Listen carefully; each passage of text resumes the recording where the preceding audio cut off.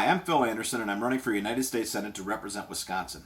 I think it's important when we discuss politics, whether it's libertarian politics or Republican versus Democrat, liberal versus conservative, that we try to stick to basic logical arguments and not get caught up in fallacies.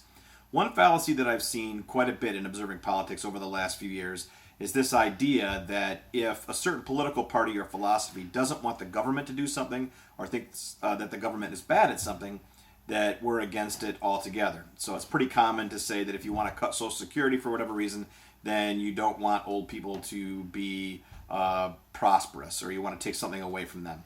Or that if you don't think that government should be involved in public education, that you somehow believe that kids shouldn't be educated.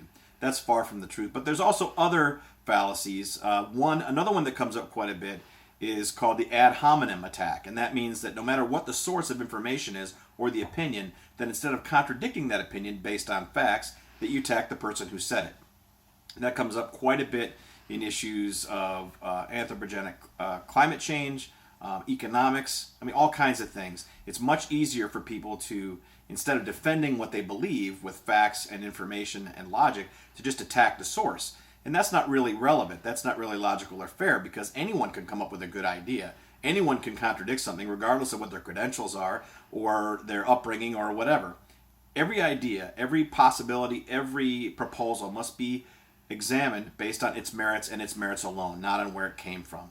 And if you can't refute an argument based on that, then you should just be quiet and not attack the source. One last one that I'd like to bring up is called the confirmation bias.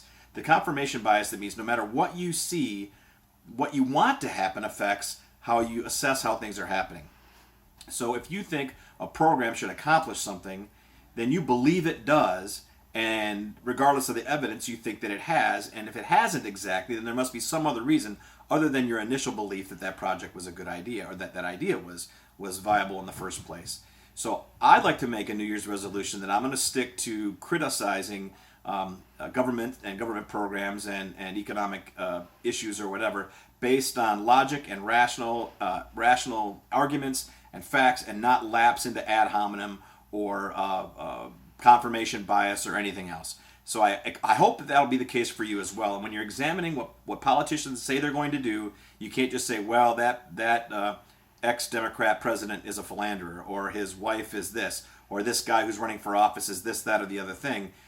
Look at what they're proposing, the likelihood of them actually proposing it when in power, and the validity and likelihood that that program will be successful based on history.